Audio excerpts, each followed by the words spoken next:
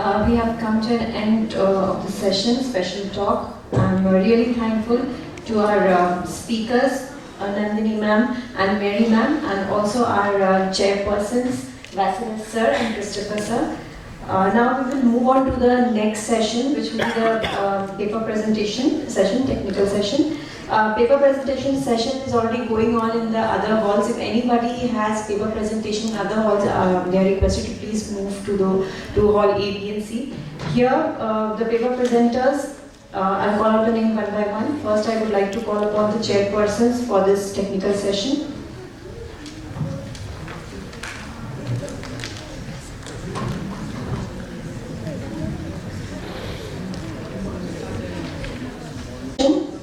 As Dr. Habibullah Shah, University of Kashmir, I request sir to please come to the dais.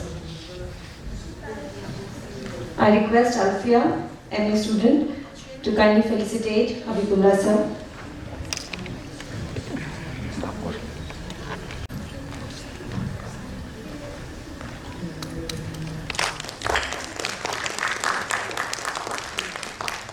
Claston Johnson, University of South Africa, ma'am is on the dais. I request Hiral to kindly felicitate ma'am.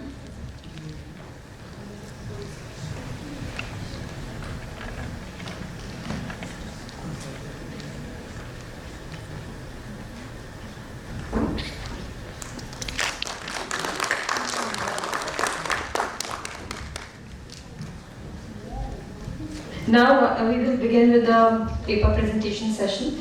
The very first presenter is Dr. Mariko Omori and Dr. Rio Sakurai. May we have you here?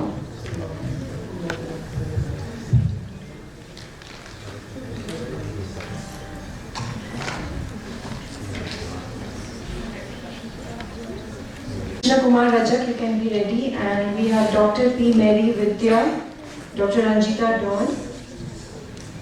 That's about it. Good afternoon, everyone. Namaskar. I am Mariko Omori from Hiroshima University. This is a presentation, is a co-authored presentation with my colleague, Dr. Rio Sakurai. Unfortunately, she couldn't come this time, but it is our honor to present at this international conference organized by the University of Calcutta and the National Library of India. And because our specialty is history of education and comparative education, so today I'd like to talk about the children's well-being in education settings. Our presentation title is Developmental Educational Welfare Theory and Children's Well-being in Japan. So this is the outline of today's presentation. So, in Japan, the fundamental law of education was revised in 2006. So since then, the Ministry of Education, MEXT, thereafter, formulates the basic plan for the promotion of education every 5 years. And the last year, the cabinet approved the new basic plan for the promotion of education. And this is the fourth period, and it encompasses fiscal year 2023 to 2027. So it's just started last year. And this time, this fourth basic plan of the promotion of education, their major issue is the enhancement of well-being. So today my presentation is focusing on this well-being. So the purpose of this presentation is to examine the significance, background, and challenges of well-being concept in this fourth basic plan, and to discuss continuities and discontinuities from the educational welfare theory and the recent discussion on well-being. So this educational welfare, it might be not very familiar with some of you, but this educational welfare is a kind of concept, the social welfare research and also educational science research is focusing these days in Japan. This educational welfare introduces like a perspective of social welfare into school education settings to understand some problems of the children have. And this educational welfare theory itself was actually originally proposed in the late 1960s by Toshio Ogawa. He's a researcher of educational science specializing in social education. So this educational welfare theory aims to guarantee the right to education for children. And these children include such as out-of-school children, long-absent children, poor children, children with disabilities, like these kind of left behind children. So this the well-being research started in the 1990s in Japan, and first started in social welfare research. And in the 2000s, the research kind of expanded to the psychology and family sociology field. Like I just mentioned, the research started in the 1990s, and the background was that there was a United Nations General Assembly adopted a convention on the rights of the child. And in this convention, they mentioned the children's well-being, and that's why the Japanese scholars started their research on this children's well-being in the 1990s. And then this triggered the discourse from welfare to well-being. So the well-being concept is kind of differentiating themselves from the old concept of well-being. However, the research is more focused on the philosophy and the purpose of the well-being, not really doing their research on the actual content or substance of the well-being. So there is a lack and there is a gap. So that's why we are analyzing the discussions in a fourth basic plan to understand the significance and the positioning of well-being in education based on educational welfare theory. So as a methodology, I'm using content analysis, and I examine the literature related to the fourth basic plan for the promotion of education. And these are materials I used for this study. In the first basic plan of promotion of education, there are two major concepts. And one is nurturing the creators of a sustainable society for the post-2040 era. And the second is the enhancing well-being rooted in Japanese society. So I'm focusing on this second major concept in this plan. So the well-being is defined as follows in this basic plan. It is a good state of physical, mental, and social condition, which includes not only short-term conditions, but also sustainable condition in the future, such as a sense of purpose and meaning in life. It is also defined as a comprehensive concept that includes the sustainable well condition, not only of individuals, but also of the places, communities, and societies that surround them. So what's distinctive about this fourth basic plan is that they emphasize well-being rooted in Japanese society, something unique about Japanese society. And it says there are two different components in this well-being in Japanese society. Ones are categorized as cooperative components, the others are acquisitive components. And this is kind of distinctive that they try to include these cooperative components. And these cooperative components are more relevant in Japanese society. It's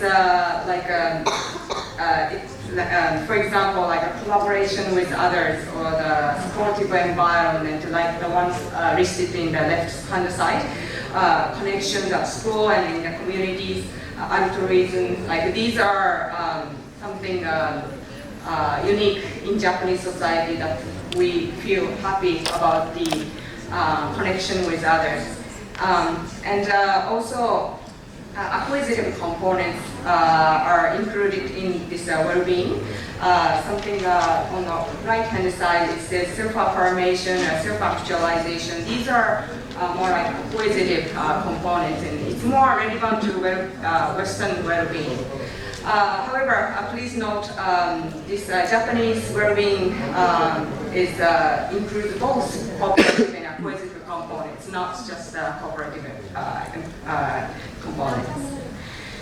So for discussion, I am going to talk and analyze these two major issues in the discussion. One is diverse ways of seeking well-being, and then second is well-being rooted in Japanese society. So in the fourth basic plan, they recognize diverse ways of seeking well-being. They are not really imposing one way of well-being, but they know that there is diverse ways of seeking well-being. And this awareness appears in one of the 5 basic policies. It states promotion of education for the realization of a symbiotic society in which no one is left behind and all people's potentials are brought out. So in the fourth basic plan, they mentioned about the diverse realities of children, including bullying, long absence, child abuse, young caregivers, disabilities, and so forth. So this kind of the problem consciousness of educational welfare theory is inherited by no one is left behind education. The philosophy of well-being embraces the problem consciousness of educational welfare. Well, however, this basic plan does not sufficiently explain what kind of well-being is to be achieved through no one is left behind education. Also, the relationship between well-being and individual problem groups faced by the diverse children who are the target of education that leaves no one behind is rather unclear, actually. So considering that the well-being is not a panacea, it will be necessary to clarify the target and problem. So the second part, So the fourth basic plan, the discussion is more on what the well-being rooted in Japanese society is. The committee members, they proposed 2 different components. One is cooperative components and the other one is acquisitive components. So cooperative components is a cooperative sense of well-being, the Japanese well-being, and they propose to include these cooperative components as a well-being. And also, this kind of cooperative components can be found in other Asian countries. I don't know, is it the same in India? Like, do you feel like more happy when you feel connected with others, like friendships, like altruism? These are like a cooperative components. And also, there is acquisitive components, which is individual's acquisitive sense of well-being. And then it can be obtained through competition. And this is a North American or a Western kind of well-being.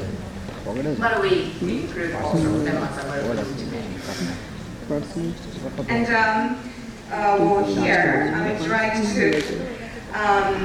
play an audio, which is prepared by my co-author. I hope it works.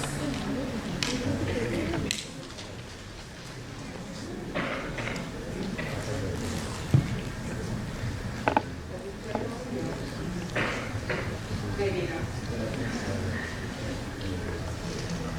I think the audio is not working. Yes. Study. So for the next 3 minutes, I will introduce how students' self-esteem relates to their family-related matters, friends, school, local community, and their studies.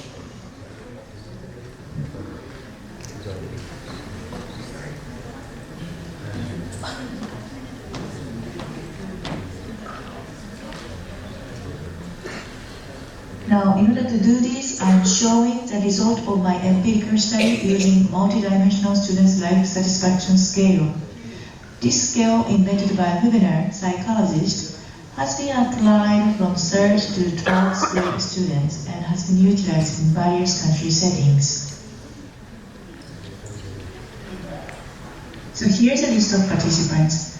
5 public junior high schools were selected in Prefecture X, which is one of the ordinance-designated local cities in Japan. A total of 2,219 students participated in the study. This study employed a scale of 1 to 6, and the mean for female happiness was overall higher than male students in relation to family and friends-related items. However, males are higher than female students as to self-hood about themselves, how they feel about themselves, and study-related items. And in relation to bullying, since this is a reverse scoring item, female had less experience involved in bullying, which is a similar result with other research on bullying.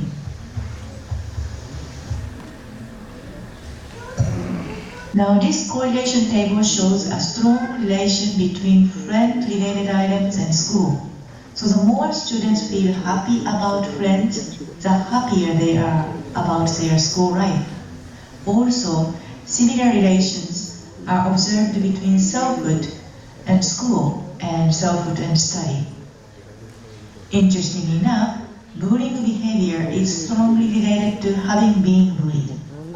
Echoing previous studies, there is higher likelihood to bully others when one has experience as a victim of bullying.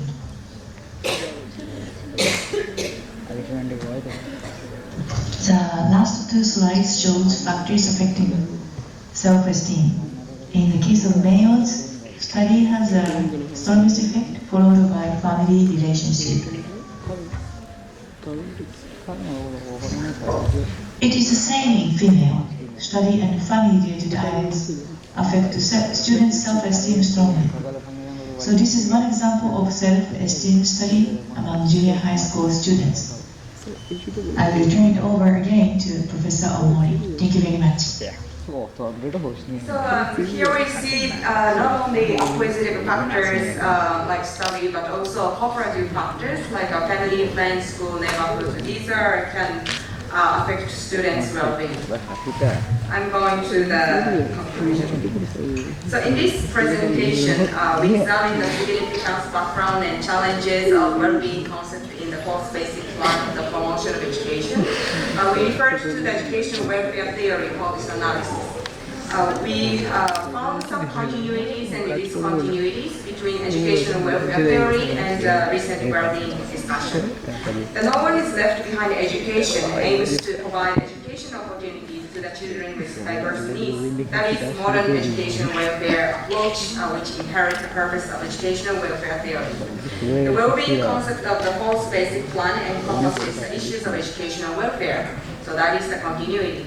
But on the other hand, in the subcommittee meeting, the committee members proposed well-being rooted in Japanese society. They emphasized to include not only acquisitive well-being, but also cooperative well-being. However, in the discussion of well-being for all children, they did not discuss enough for the children with diverse needs. This is a discontinuity from educational welfare theory. Because well-being is too comprehensive, it is more difficult to focus on specific issues. We should avoid to obscure the focus of the problem. In order to do so, we should have more discussion on well-being and education opportunity for the children who are left behind.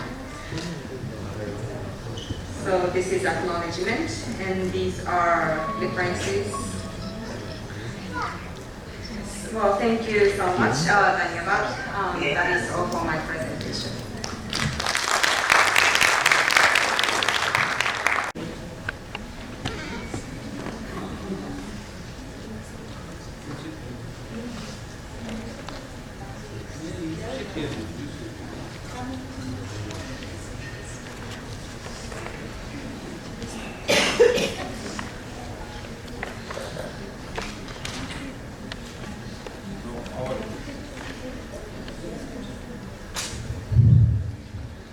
Now our next presenter is Krishna Kumar Rajik. He's a research scholar, Central University of South Bihar. and two other presenters who have with him is Naru Gumbo and Pragya Gupta, Central University of Seoul. So, who is presenting? Yeah. Okay. You have 10 minutes.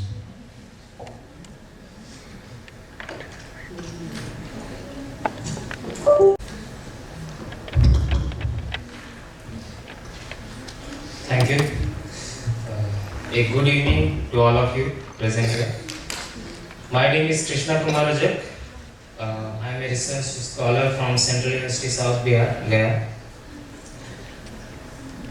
I am going to present a topic on a paper which is Differentiated Assessment Strategies and Assessment Practice for Diverse Learner in the Inclusive Classroom.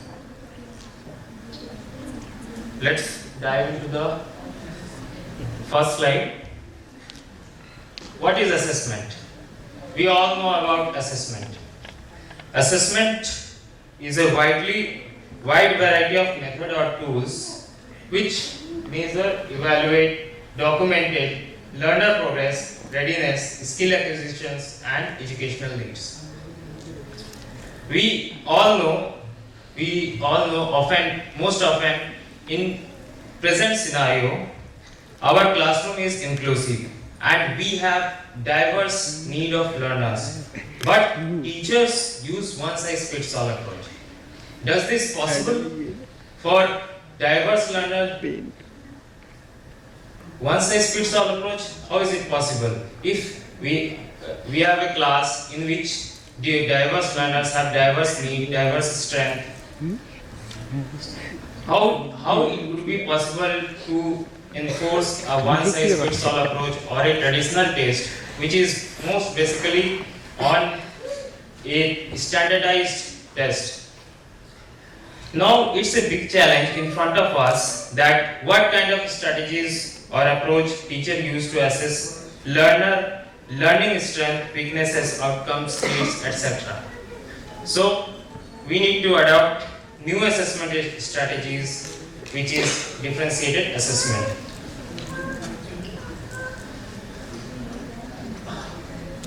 What depicts these pictures?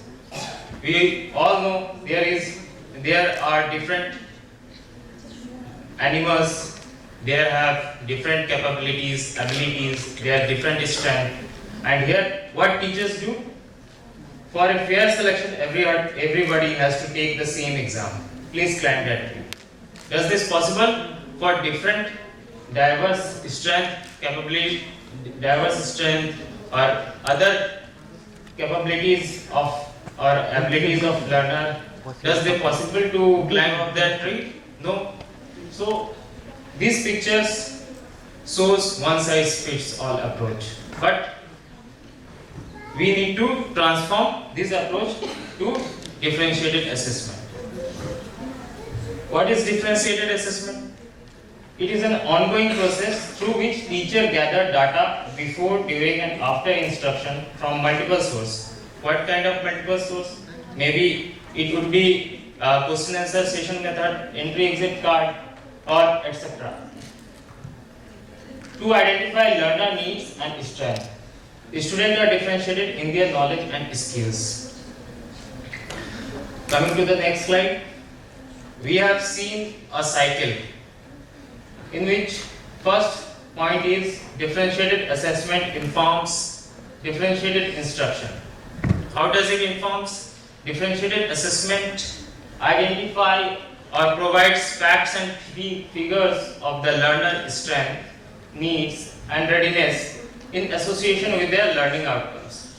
Second point says that using differentiated assessment, it helps teacher to shape the traditional plan effectively considering the diversity of the classroom. In the same way, differentiated instructions leads to differentiated assessment. Here, learners try to achieve their learning at different pace and in multiple ways. Second, to assess the learning outcomes of the learner, there is a need to alter the assessment content, criteria and format to provide appropriate modification and accommodation to demonstrate his or her learning. This is differentiated assessment. Here, differentiated assessment divides into 3 stages: pre-assessment, differentiated instructional planning and formative assessment, and third, differentiated summative assessment. What is pre-assessment? We all know pre-assessment conduct before instructional planning or before dive into the content or a class with the teaching learning process. In the teaching learning process, it is used to collect information about the student. What kind of information? Maybe what is the prerequisite knowledge of the learner, what is the misconceptions, what they have knowledge gap in their learning, what is their strength or needs. There are some strategies through which we can identify the learner needs or collect the data through open-ended question, exit card, demonstration, discussion, anticipation guides, 1-minute essay, and 1-sentence summaries. Coming to the next slide, there is differentiated instructional planning and formative assessment. Differentiated assessment, instructional planning, it basically based on diverse learner needs and their learning styles. Second point, teacher present content in multifarious format, maybe in tactile mode, maybe in auditory, maybe in visual, maybe in multisensory approach they use to engage diverse learner in the teaching learning process. Second, differentiated formative assessment. We all know formative assessment track student progress within the teaching learning process, and it leads to make changes to instruction. And the last stage is differentiated summative assessment. Differentiated summative assessment, we all know about, it is the end term assessment. It determines students' mastery, content mastery, and teaching effectiveness, through which it supports differentiation. Teachers should offer ample opportunities, like they offer extra time to complete their exam, they offer scribe or prompts or assistance to exhibit their learners' knowledge, skills and experience in an effective way. Third point, the state of learning objective remains constant across all the options, whatever the teacher is given here, and determine progress of the learner. This is the different assessment strategies which we can implement in the diverse classroom. There is a questioning in multiple format like written, pictorial and oral, design tied activities, scaffolding, flexible grouping, peer assessment, case study, video presentations, oral presentation and etc. Differentiated assessment, a teacher role to support diverse learner in the classroom. We know assessment practices makes a strong bond between student progress, through which teacher also do their self-assessment over the student progress. Right time assessment most ever provide immediate feedback to diverse learner to track their own progress, and it also provides immediate feedback to teachers to reflect on their teaching, learning or instructional planning. It provides direction for teacher to modify the instructional plan and assessment as well. It also helps to reconsider or rethinking their grading practices, consider the diverse learners' needs or strength and their abilities. These are the benefits of differentiated assessment: motivation and engagement. Motivation and engagement. Differentiated assessment is very flexible and very flexible assessment practices. It gives the choices to the students that how they how they want to be assessed. Like they want to be assessed through assignment, they want to be assessed through project, or they want to be assessed through objective type question or portfolio, etc. Here, teacher provide multiple means of engagement, how they want to be assessed, or they want, their interest will be increased. In the second point, personalized learning, we all know every learner has a unique capability, unique ability in their own. Therefore, there is a requirement for a customized approach to assess their potential and learning progress. By using differentiated assessment strategies, teacher can assess student learning progress, their strengths and weaknesses, and they can modify their teaching instruction accordingly. Therefore, differentiated assessment strategies support and promote personalized learning.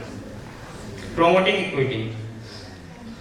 Differentiated assessment acknowledging and addressing the diverse needs of all the students. It gives fair opportunity to every learner to demonstrate their knowledge, understanding and skills. Therefore, differentiated assessment ensure inclusivity and equity in the classroom. Thank you. Thank you very much.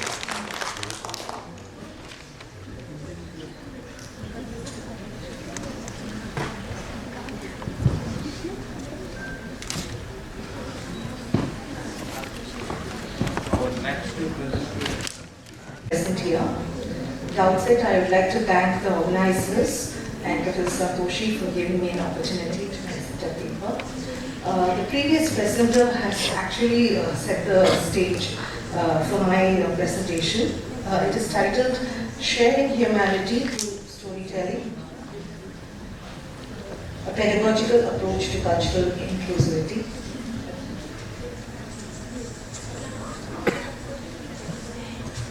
Storytelling has been a socio-cultural activity of humans from the ancient times. The paper attempts to document pedagogical study on storytelling to promote cultural inclusivity in a classroom. The study throws light upon the 5 themes: courage, leadership, benevolence, honesty, and justice, drawn from the classical Tamil earth-centered poetics called Puram, meaning exterior world, which is complementary to Agam, meaning interior world. Through the proposed Bodhi paradigm, it is possible to revisit the earth-centric stories that helps us to revisit and rebuild an alternative sustainable view of life.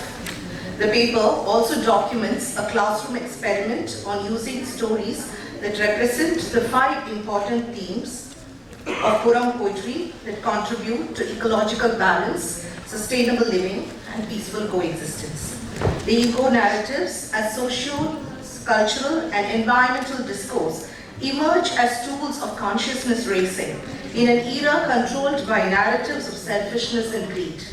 It radically reinstates the ecological principles of courage required to voice out the needs and rights of the voiceless, and able and balanced leadership required to promote interconnectedness and interdependence, a benevolent outlook that synchronizes with the worldview of abundance and socio-economic justice, seasoned with truth and integrity that may bring forth peace and harmony in this world. So, heart, heart and earth. The word Agam in Tamil means heart. The word also means hearth, which is home, and the word also signifies earth. So we have the same word Agam for heart, hearth and earth.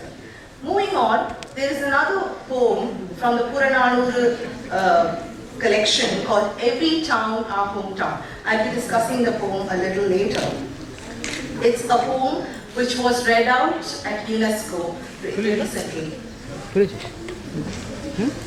Before we discuss the proposed framework and methodology, it is appropriate to understand the significance of the 5 seminal themes drawn from the Puram cosmos. The Purananuru is one of the oldest Tamil anthologies that was compiled almost 2000 years ago. It consists of 400 poems written by more than 150 poets. Some of the famous translators are George Hart and A.K. Ramanujan. According to Hart, the Purananuru is a treatise on kingship, what a king should be, how he should act, how he should balance his responsibilities, how he should treat his subjects, and how he should show his generosity. In the study, I look at kingship synonymous with leadership. Education transforms the youth into able and responsible leaders. So you have these 5 principles: courage, leadership, honesty, benevolence, and justice. And I have proposed this storytelling framework called GO. The study attempts to throw light upon the advantages and disadvantages of the existing systems, which highlights Bloom's taxonomy as the center, and the integration of holistic theories that provide scope for sustainability and cultural inclusivity. For that, we will look at some of the poems from Purananuru.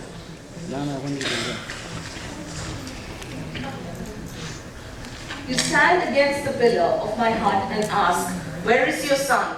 I don't really know. My womb was once a lair for that tiger. You can see him now only in battlefields. So this shows the courage of women who led during the Sangha period and the courage that a leader should have. Chieftain Pari of the Kurinji Hills was an epitome of generosity, which is considered as one of the pivotal qualities of a great leader. Purananuru 107 goes, Pari, Pari, they cry. These poets with their good red tongues, praising one man in many ways, yet it's not only Pari, it rains to keep the world going in these parts. So the rain symbolizes benevolence, and Pari also symbolizes benevolence. History tells us that Chieftain Pari found a mulai, a jasmine creeper, lying on the ground without any support, and Pari had left behind his golden chariot for the tendril to grow about and walked back home. An able administrator has the qualities of leadership, courage, benevolence, truth, and justice. Ilam Peruvalati's song 182 of Purananuru highlights the characteristics of a good leader. This world lives because some men do not eat alone, not even when they get the sweet ambrosia of the gods. They have no anger in them. They fear evils other men fear, but never sleep over them.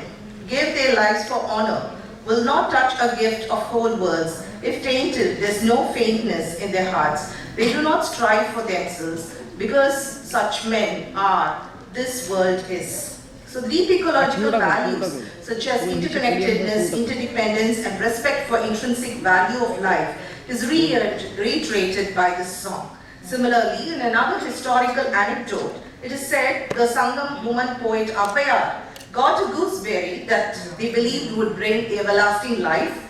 She gave the fruit to a king, Adiyaman, a chieftain who was known for magnanimity. But Adiyaman wanted Appayar to have it as he felt that her poetic contribution was much more important in this world. And this is a poem which was read out in UNESCO recently. Every town a hometown, every man a kinsman. Good and evil do not come from others. Pain and relief of pain come of themselves. Dying is nothing new. We do not rejoice that life is sweet, nor in anger call it bitter. Our lives, however dear, follow their own course. Rafts drifting in the rapids of a great river, sounding and dashing over the rocks. After a downpour from sky slashed by lightning, we know this from the vision of men who see. We are not amazed by the great, and we do not scorn the little. So they are neutral in character. So how do we integrate this into our educational model?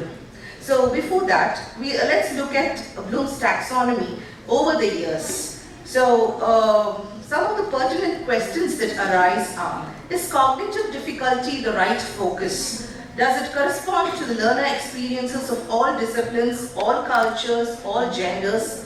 How does Bloom's taxonomy 1956 cater to the needs of the Z generation learners? How can we substitute one-size-fits-all template with thoughtful learning design templates?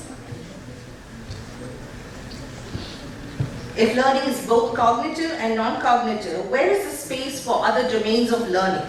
So at 65, Kate Kazan says, Bloom's taxonomy is ready for retirement. It is time to retire Bloom's taxonomy. Originally published in 1956, before personal computers, the internet and smartphones, not to mention a contemporary understanding of the neuroscience of learning, it is not only outmoded, but in fact has never had. Some of the criticism against Bloom's taxonomy are as follows. Lack of constructivist integration, unilateral levels, devaluation of low-order skills such as knowledge and comprehension, contempt for proficiency level, lower expectations of thinking, hierarchy and agglomeration, and linear assumption, atheoretical levels, not an authentic integration in real-life situations, false confidence with higher-order thinking, anachronism, and pedagogical impracticality. So the proposed theoretical framework derives sustenance from the earth-centered, indigenous and classical philosophies of people who live close to nature. In an era that demands outcome-based education, it is important to envision and propose a holistic curriculum that caters to a heterogeneous community of students at all levels. Transcending beyond the knowledge levels of memory, understanding, application, analysis, evaluation, and creative thinking, learning should also include a pragmatic approach to transversal competencies. The 6 domains, namely critical and innovative thinking, interpersonal skills, intrapersonal skills, global citizenship, media and information literacy, and others. The domain others was created as a way for researchers to include competencies such as physical health or religious values that may not fall into one or the other.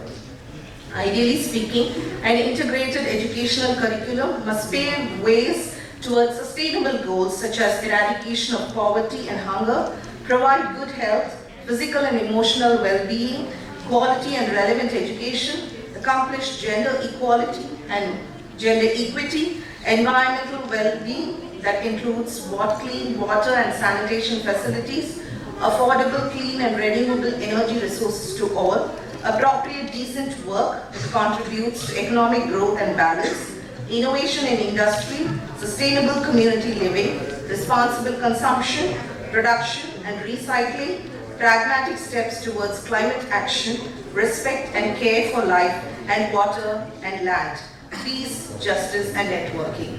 And does Bloom's taxonomy include all this? That's the main question. Having explored the thematic concerns of the study, so we can look at the Bodhi 3 model.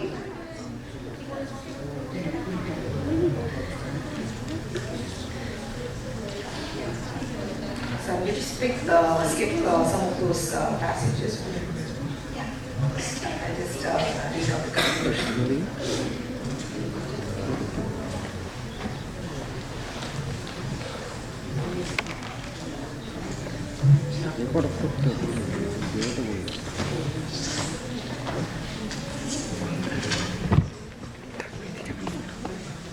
So one of the findings of this paper is to identify a model called COOL model. It is an acronym. K stands for knowledge, E stands for enlightenment, W stands for wisdom, and L stands for lab. So knowledge, enlightenment, wisdom, lab. So we were listening to some of the speakers in the morning. So they are examples of indigenous wisdom, indigenous knowledge systems. So it is important to integrate knowledge, wisdom, and then attain enlightenment. So Bloom's taxonomy is hierarchical, whereas the COOL model is circular. The focus is on parts of the whole. COOL model focuses on the relationship between parts of the whole. So maybe you can take a look at it. I'll just read out the conclusion. It creates avenues towards a dialogic pedagogical model called POOL that essentially accentuates the concept of sharing humanity. In the proposed model, in the form of a cycle, knowledge with information, comprehension with understanding, application with integration, analysis with synthesis, evaluation with critical thinking, creativity with innovation together contribute to the holistic learning process using the storytelling method. I did not have time to read out the story. I have included a story in the paper. Quite powerfully, storytelling as a consciousness raising tool empowers the conscious learners to become torchbearers, path breakers, pioneers, and agents of change to bring about sustainable balance, social justice, cultural inclusivity, and peaceful coexistence. Thank you.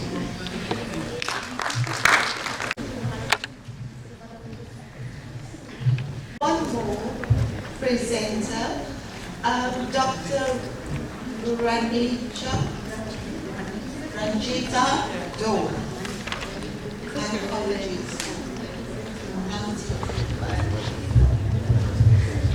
You are welcome. Respected Chairperson Madam, distinguished dignitaries and participants, and I see some of them would be the age of my students, so dear students. The presentation that I am going to do is going to centrally focus on disability, religion, culture and personal narratives, intersectionality and reflections. Now I have purposefully used the word disability in the beginning because a part of my paper would be focusing on how the reverse effect is taking place, whereby culture, religion has gone about to determine how disability is going to be looked into. Rather, it should be the other way around, where the pre-existing condition of a person, whether be it people with disabilities or people without disabilities, their pre-existing condition should determine how the culture needs to make adaptations to make an inclusive place to live in. Now, if you see, there's a very complex set of equations that exist between essentially culture, religion, because when we see the cultural texts, we see the cultural notions, religious texts, they to a certain extent, because culture as a basis of social representation, it influences and molds the way we see ourselves, the self-representation of any person. Here I am referring, this time I'm not only referring to, say, a person with, I will always use the word disability with DIS-B ability, because I think to define any person in terms of being able or not able, and as I think prior to this, Nandini ma'am had made a reference to the difference between the normate, the able-bodied and the disabled. So here when we see the set of equations, if you see it, it's visible on the screen. I will not read it out, so it's very clearly visible there, that there are numerous ways we try to define a certain group of people based on, say, ranging from being punitive to harmful, or your actions in the previous birth primarily being responsible for how you're are leading a life now, to essentially moving on to the charity, because these would eventually bring in the concept that I need to take care of them, and hence why I become their caretaker or caregiver, to negligence, dependence, and of course, eventually this makes me or anybody or say a person with disability start believing that I need to be taken care of. Now, the text that I'm citing, I completely take responsibility for this because these are my individual viewpoints. Now, I want to quickly take a look at these because I'm going to read them out. Each of these are from the Garuda Purana, the Quran. Oh, sorry. I was not looking at the... Okay, sorry.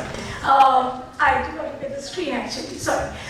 So here we see in whichever religious context terms we are looking into, there is a tendency to have a more sympathetic approach rather than an empathetic approach, and essentially all are trying to say and base its arguments on the charity model rather than basically the human rights model or the social constructivist model.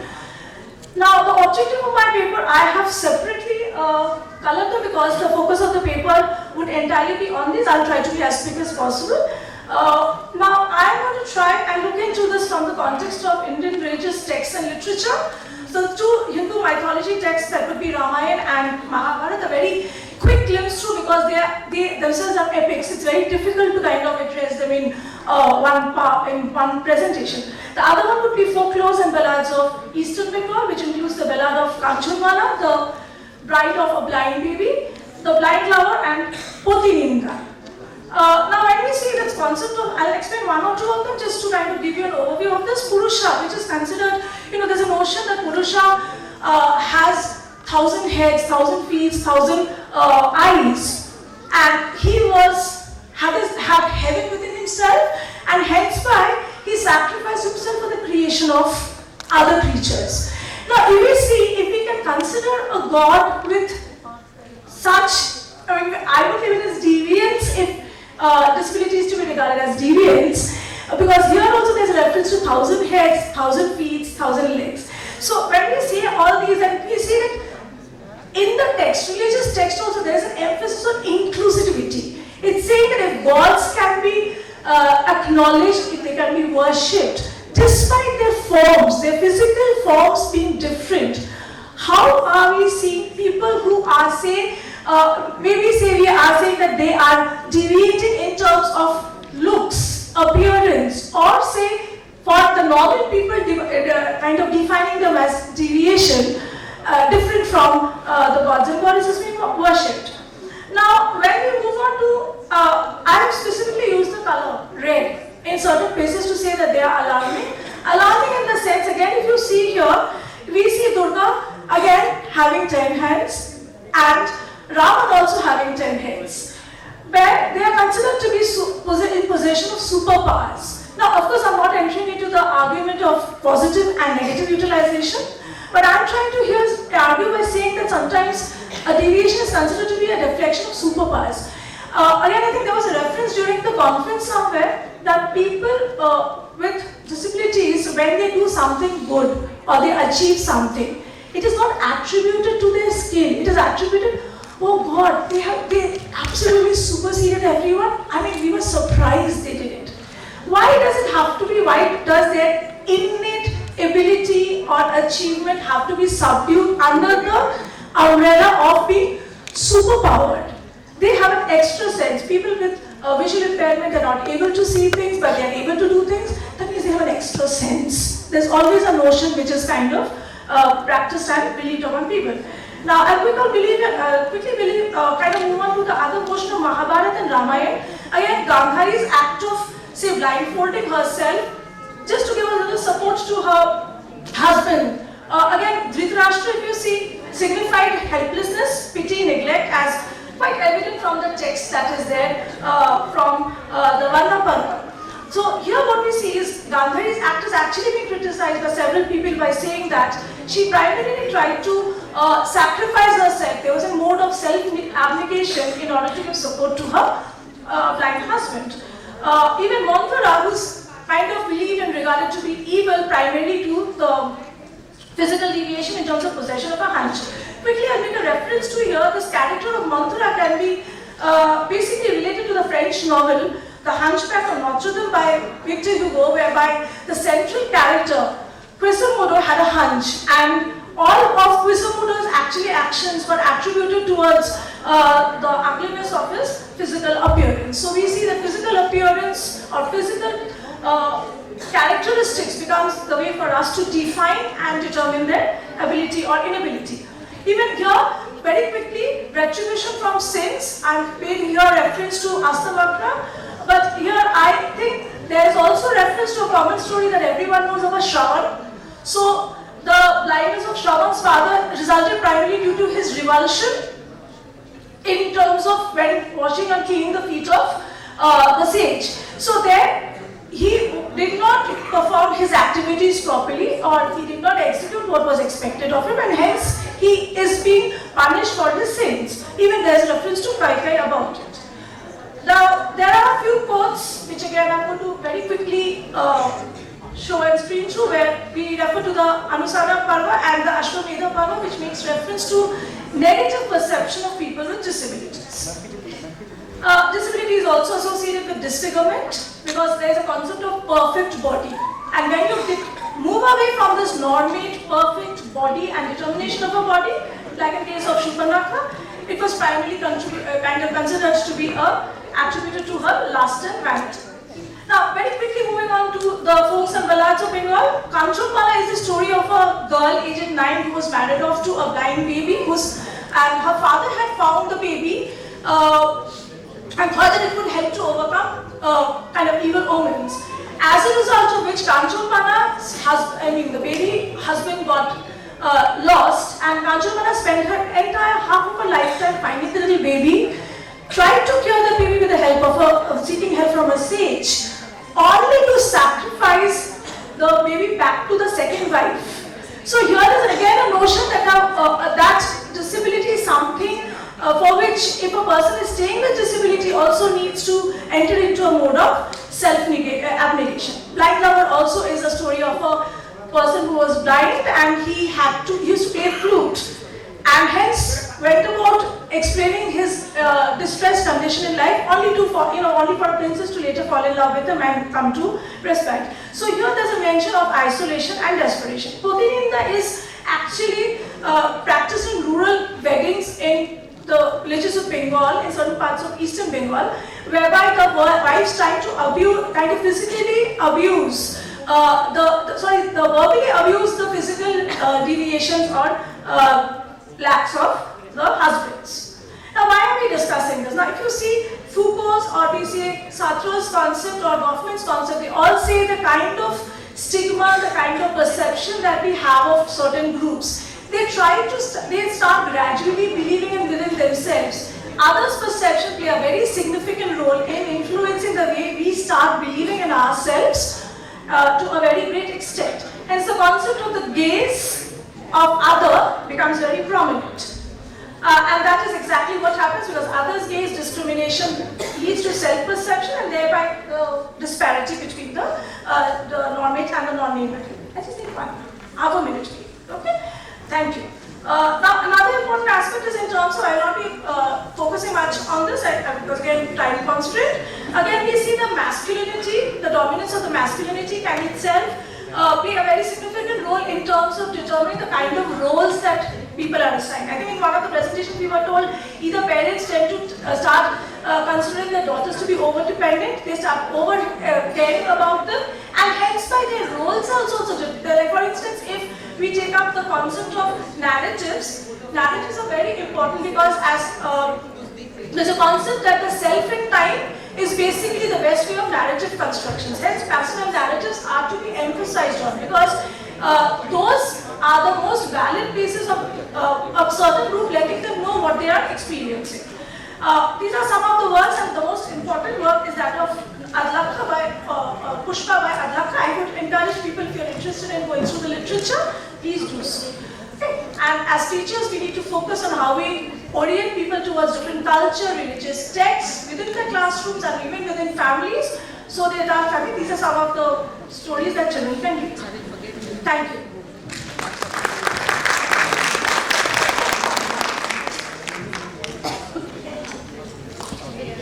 So we just listened to 4 fascinating and very diverse presentations. Are there any questions? I know that we are out of time. Do you have a mic?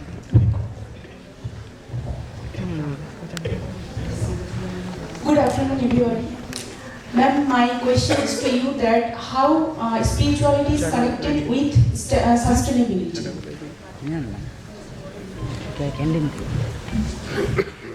I think there is first of all a difference between spirituality. I think I was speaking about culture and religion. There's a difference between spirituality and religion.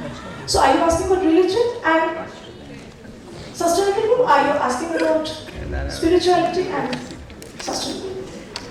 Because if I relate this to the sustainable goals, if you see the sustainable goal number 3, it speaks about, what does the sustainable goal 3? It speaks about gender equality. Isn't it? And sustainable, I think 10 speaks about reduction of inequalities. So here, if we try to I don't know, because I think there's a difference between spirituality and religion. So are you asking about what? Because my main question religion Does culture is a barrier with mainstreaming or inclusion? It is. So actually culture is it's a very umbrella concept. It's got a huge lot of concepts within it, such as say, the norms, behavior norms, or cultural norms of a particular place. So when I was speaking about the folklores, when I speak about folklores and ballads, they are different from, see, when I'm speaking about certain practices, customary practices which exist in certain places. For instance, say there's a customary practice at your home, there's a customary practice at my home. Say if you are a person, say, who is considered to be an able-bodied person, I say I am a person who, say, is not considered by the society as an able-bodied person. So the customary practices which I will be oriented towards, or the interpretation of those customary practices that I will be able to go through, may be different, isn't it? Like, again, I'm said that it was told that people were concerned about the marriage of their marriageable, normal girls in the family.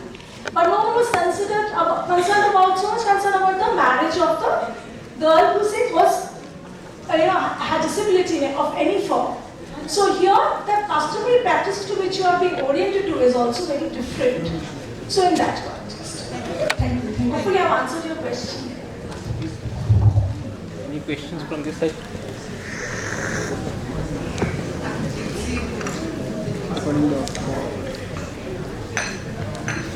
One question is for the second presenter, and the second question is to Ma'am Mary from Loyola College. So the second presenter who did on differentiated assessment. So yeah, my question is, when you Okay. See, when I went through B.Ed and then had to undergo skill development under CCE, and so this assessment we had to study a lot in depth, and there was already formative assessment and summative assessment. So what is the difference between, because the terms are almost the same, differentiated formative assessment, differentiated summative assessment, and the previous formative assessment and summative assessment. I hope my question is clear. The previous summative or formative assessment basically used the traditional method of one size fits all approach. Means only the standardized test, one standardized test where without considering the learner's needs or interest, or without considering their disabilities or their strengths or weaknesses, they apply only one test without flexibility, without giving prompts of opportunities or assistance or style. But in differentiated summative or formative assessment, here we provide assistance, provide flexibility, provide equity, provide opportunity, a fair selection, or a different grading practices. Like we use rubrics to assess diverse learners' needs, strengths or weaknesses, or abilities or capabilities through rubrics or other different assessment strategies. Like open-ended question, orals, like project-based collaborative method, and in previous, the most contemporary forms of formative or summative assessment, here teacher did not use such kind of assessment strategies. So, okay, so this is the difference between. Okay, I think probably I think the gap lies in the practice. Because otherwise, when we were learning, we were taught about the rubrics and open-ended questions and all. So I think the gap lies in the execution of execution of practices. So if we follow rubrics and all that, so that means differentiated formative assessment and differentiated summative assessment is actually that only. Yes. Thank you. Thank you. Because we have lots of theory, but we are still Not executing. But we are not executing the theory into practices. We are still, you listen, we talk about the such theories, but we are not in practices. Or we still not accepting the diverse needs of different learners. Like in previous session, yesterday's session, we are talking about refugee children, slums children. What are the assessment or what are the learning strategies teachers should follow to provide access to such learners in government or private school? Nobody working for there also. How it would be possible? I still in doubt. Thank you, sir. Thank you. Ma'am, my question to you is the Bloom's taxonomy. Yeah, again, like I told him, we had to undergo a lot of that, and this Kuhl's system is very nice. My question is, where is it written, and is there, because you said the Kuhl system, it is more, I mean, you showed us the difference between the two. So is there a, like for CCE, the Bloom's taxonomy, the rubrics, the formative assessment, summative assessment, we had a huge manual which we had to study it. So the Kuhl's or the Kuhl's system, can you please tell us where it is available? Thank you for that question. I did not have time to explain.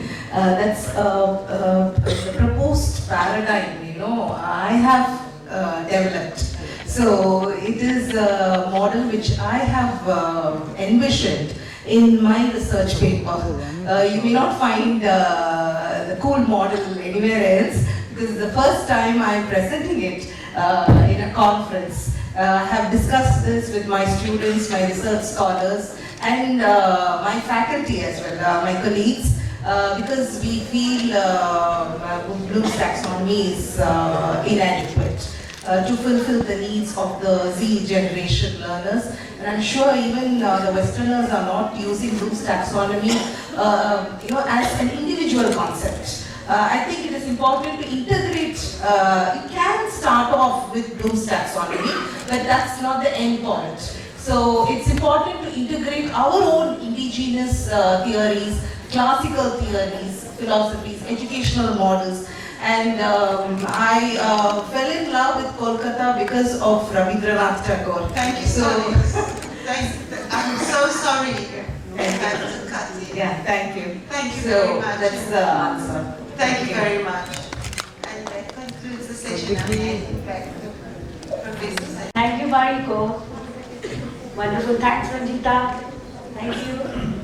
So we are winding this session and we are moving on to the next session.